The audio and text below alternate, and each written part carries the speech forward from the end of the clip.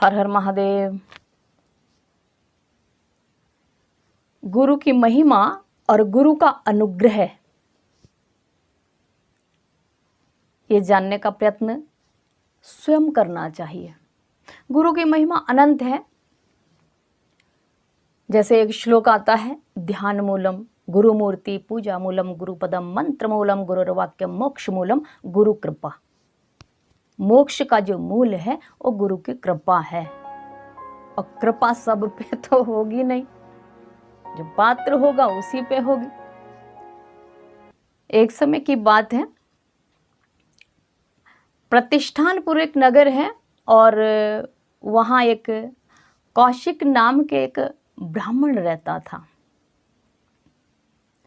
समयानुसार कौशिक ब्राह्मण की एक सुयोग्य ब्राह्मण कन्या से विवाह संपन्न हुआ।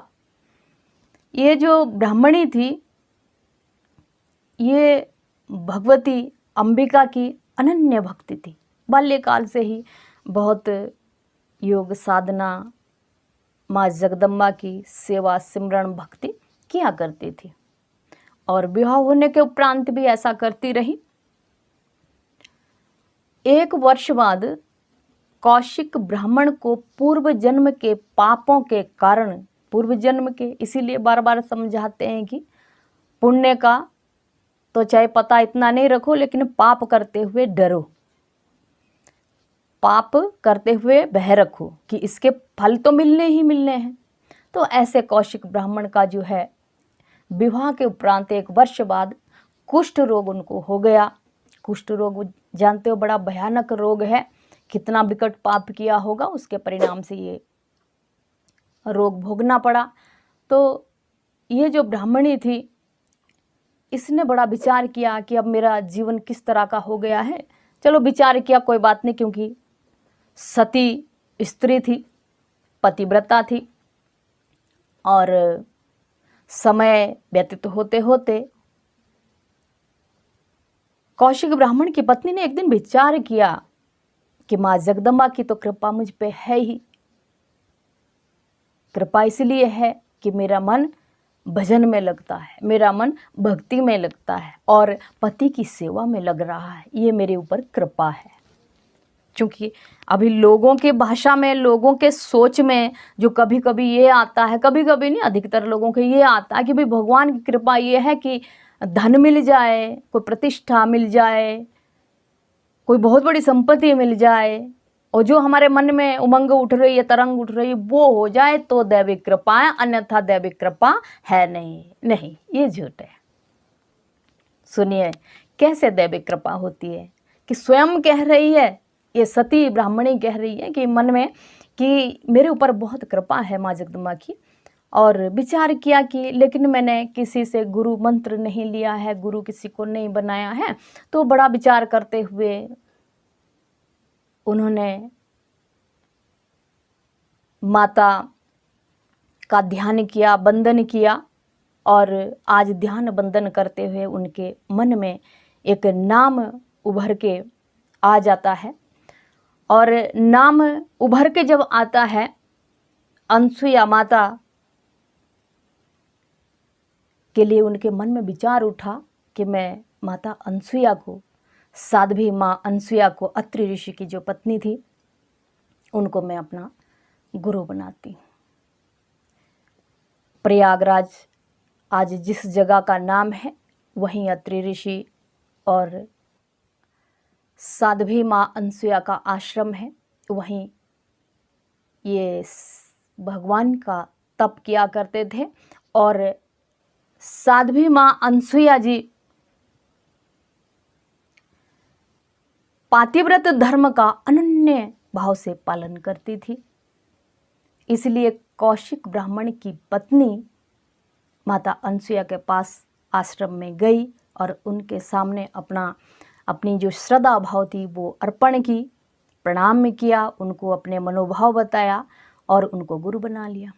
अपने घर आ जाती है और भगवती की भक्ति में लीन रही। लेकिन इसके साथ साथ प्रतिरोज अपनी जो पति की सेवा, जो कि कुष्ठ रोगी था, और रोग भी विकराल रूप धारण करता चला गया प्रतिदिन। तो रोज नहलाना धुलाना, जो कष्टमय शरीर से कष्ट द्रव्य अनन्य प्रकार का जो कष्ट था वो निकलता था, उसको सफाई करना, औषधि आदि लगाना, भोजन सामग्री, ये सेवा सिमरण वो करती रहती थी। एक दिन की बात है कि कौशिक ब्राह्मण के मन में और भी क्रूर भाव उत्पन्न हो गया। कहने लगा कि मैंने कल ही यहाँ से सामने से, हमारे घर के सामने से एक गणिका स्त्री जा रही थी। गणिका जानते हो, वैश्य स्त्री जा रही थी। वह विचार करने वाली ऐसी स्त्री को गणिका कहा जाता है शास्त्रों में। तो गणिका जा रही थी, मेरा उसके ऊपर मैं बहुत आसक्त हो गया हूँ। हे भागिनी, अपने पत्नी से कह रहा, हे भागिनी, अगर तू मुझे उससे मिला दे तो मेरा सौभाग्य हो जाएगा। मैं उससे जरूर मिलना चाहता हूँ, क्योंकि उसके मिलने वाले तो बहुत लोग हैं, इसलिए मैं आज ही मिलना चाहता हूँ। अब पतिव्रत धर्म पालन करने वाली ऐसी वो सदाचारी साध्वी नारी, उसके मन में विचार आया कि पति की मनोभाव को दबाना नहीं चाहिए, पति के मन की इच्छाओं को पूर्ण करना, इसी में मेरा पतिव्रत धर्म जो है पूर्ण होता है। ब्राह्मणी ने विचार किया, सूर्य अस्त हो गया, अंधेरा हुआ, पति से कहने लग गई। वो तो चल सकता नहीं था, चल फिर सकता नहीं था, और अपने कंधे पे बिठा लिया और अर्धरात्रि को राजमार्ग से, नगर के राजमार्ग से जाने लगी। सुनसान अंधेरा था। उधर जो है भाग्यवश मांडव्य ऋषि को गलती से चोरी का नाम लगा और उसको सूली पे चढ़ा रखा था। सूली पे वो टंगे हुए हैं और वहाँ सूली थी मार्ग में, और अंधेरे के कारण कुछ दिखाई नहीं दिया। कंधे के ऊपर अपने पति को लिए हुए ये ब्राह्मणी जा रही है, और इससे जो है मांडव्य ऋषि को टकराव हो गया। टकराव होने से मांडव्य ऋषि ने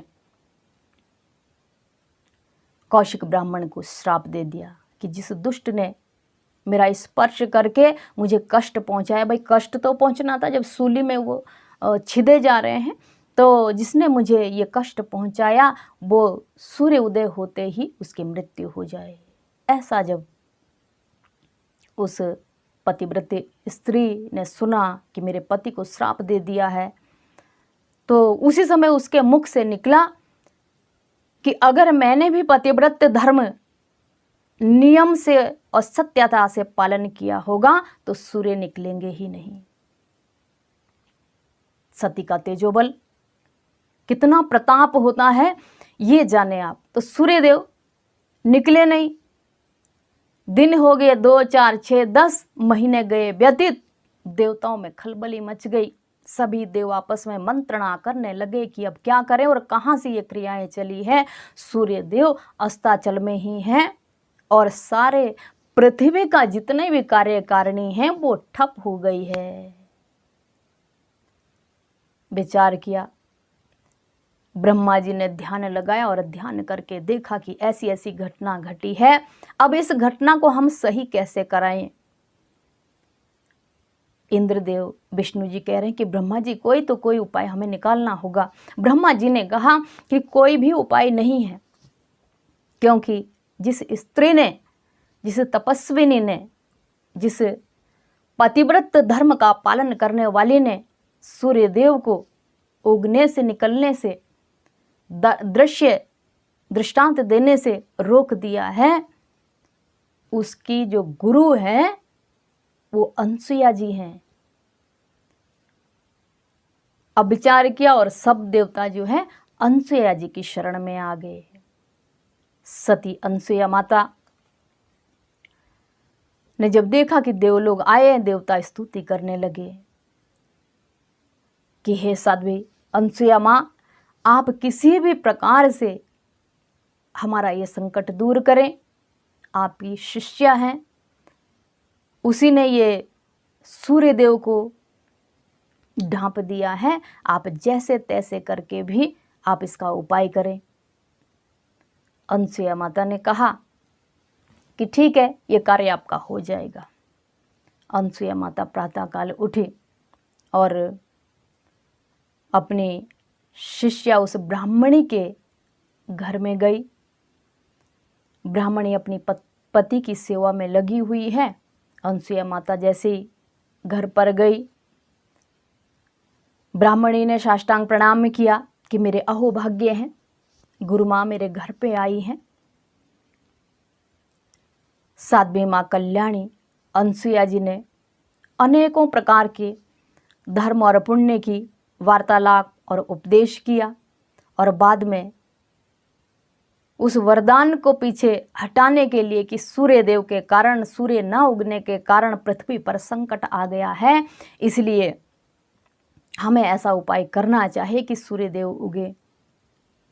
तो ब्राह्मणी ने कहा कि लेकिन गुरु माँ मैं ये कैसे कर सकती हूँ, क्योंकि जैसे सूर्य देव निकलेंगे वैसे मेरे पति के प्राण हरण हो जाएंगे। अनसुया माता ने कहा ऐसा कुछ नहीं होगा। और अनसुया माता ने तत्काल ही अर्घ्य आदि, जल, अक्षत, पुष्प आदि हाथ में लिए और सूर्यदेव का आह्वान किया। सूर्यदेव को पुकारा, बुलाया, सूर्यदेव का आह्वान किया और सूर्यदेव प्रकट हो गए और उनको अर्घ्य प्रदान कर दिया। और जैसे सूर्यदेव निकले वैसे ही जो ब्राह्मण था कौशिक, वो उसी समय प्राणांत उसका हो गया, शरीर उसका शांत हो गया और गिर के चारपाई खाट से वो गिर के नीचे लुढ़क गया। जैसे ही वो लुढ़का, उसकी पत्नी ने उसको हाथ में ऐसे उठाया। अनसुया माता ने तत्काल ही फिर से जल हाथ में लिया और संकल्प लिया कि हे पृथ्वी माँ, यह आद्या शक्ति जगदम्बा माँ और संपूर्ण दिशाएं, सभी देवगण मेरे इस बात के साक्षी हैं कि अगर मैंने अपने पति धर्म को नियम पूर्वक पालन किया होगा, मेरे उस सतीत्व के प्रभाव से ये कौशिक ब्राह्मण जो है तत्काल रोग मुक्त होकर जीवित हो जाए। ऐसा वो जल जो है कौशिक ब्राह्मण के ऊपर छिड़का कर दिया और ऐसे छिड़कते ही ब्राह्मण जो है तत्काल ही रोग मुक्त होकर, शरीर सुंदर होकर जो है खड़ा हो गया।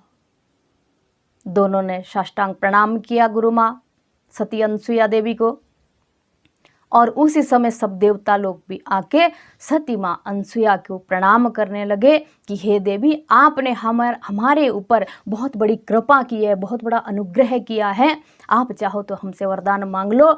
इसी एवज में साध्वी माँ अनसुया ने देवताओं से उस समय वरदान मांगा कि हे देवगणों, ये तो मेरा कर्तव्य धर्म भी था कि आप लोग मेरी शरण में आए तो मैंने आपका कार्य किया, लेकिन अगर आप फिर भी मुझे वरदान देना चाहते हो तो मैं और कोई वरदान नहीं चाहती हूँ।